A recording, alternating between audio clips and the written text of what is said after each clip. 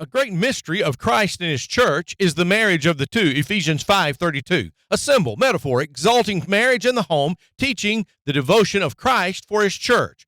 Christ and his church are one. Even so, man and woman, husband and wife are to be one, Matthew 19:6. Christ and his church complete God's design for salvation, Acts chapter 3, verses 18 and 19. Marriage completes God's plan for man.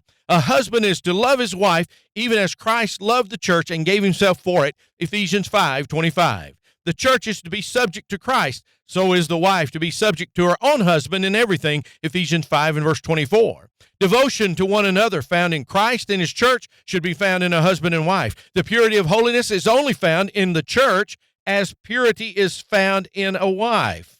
Devotion, respect, love are found in marriage. What church? The one wearing Christ's name, his church. A great mystery revealed. Respect God's design, and your life will be right. That's good news. That's the gospel.